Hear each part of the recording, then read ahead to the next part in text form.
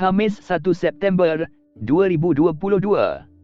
Tepat jam 2.56 petang, Hakim Mahkamah Tinggi Kuala Lumpur, Muhammad Zaini Mazlan, mendapati Rosmah Mansor telah didapati bersalah ke atas ketiga-tiga pertuduhan kes rasuah projek hybrid solar yang berjumlah 1.25 bilion ringgit.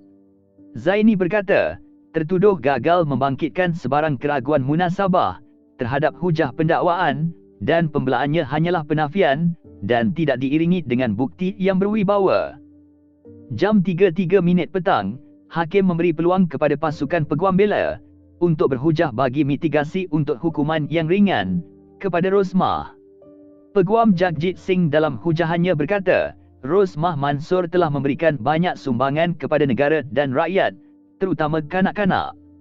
Jagjit juga berkata, pihak pendakwaan telah bergantung kepada keterangan bekas pembantunya Rizal Mansor yang didakwanya sebagai seorang yang mengaku dirinya korup dan menjadi saksi pendakwaan hanya untuk menyelamatkan dirinya.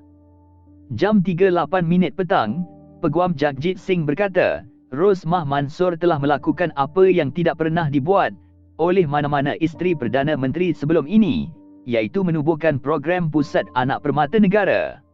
Dia berkata, program permata itu adalah buah fikiran Rosmah dan diiktiraf di dalam dan luar negara atas peranannya dalam mendidik kanak-kanak. Jam 3.14 petang, Rosmah dilihat gagal menahan air mata ketika diberi peluang untuk bercakap di mahkamah.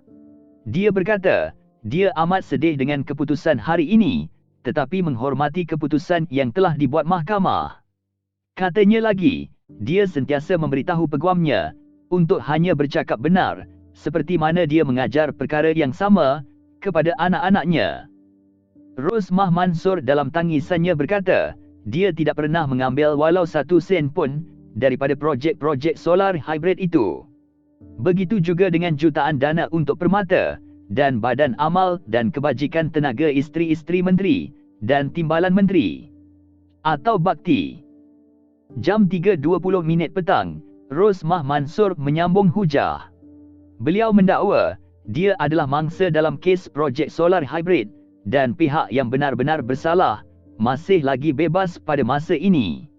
Dia juga berharap mahkamah dapat memberi belas ihsan kepadanya sebagai seorang manusia. Apa yang berlaku kepada saya, boleh berlaku kepada anda, anak anda, cucu anda kemudian.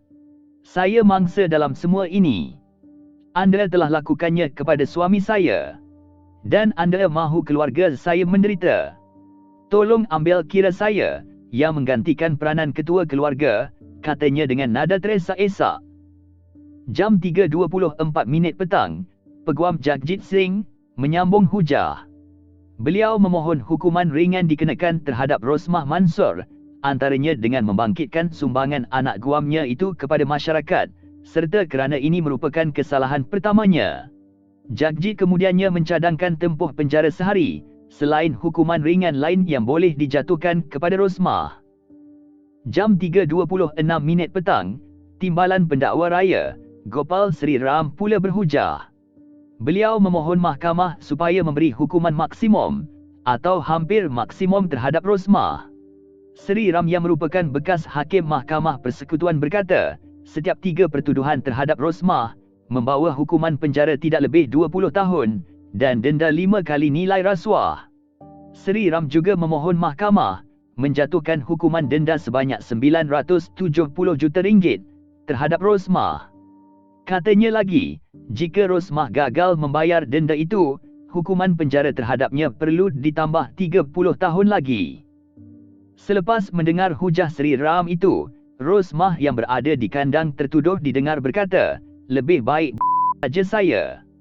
Jam 3.43 petang, selepas mendengar hujahan lisan dari kedua-dua pihak, Hakim Muhammad Zaini Mazlan menangguhkan sebentar prosiding untuk membolehkannya memutuskan hukuman yang akan dijatuhkan terhadap Rosmah Mansor.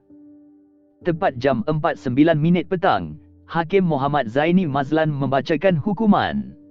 Mahkamah menjatuhkan hukuman penjara 10 tahun dan denda 970 juta ringgit terhadap Rosmah Mansor selepas disabit bersalah atas ketiga-tiga tuduhan dalam kes rasuah projek solar hybrid yang bernilai 1.25 bilion ringgit. Walau bagaimanapun, Hakim Mohamed Zaini membenarkan permohonan peguam agar hukuman ditangguhkan sementara menunggu rayuan di peringkat Mahkamah Rayuan. Hakim juga membenarkan ikat jamin sebanyak 2 juta ringgit sebelum Rosmah dilepaskan bebas untuk sementara.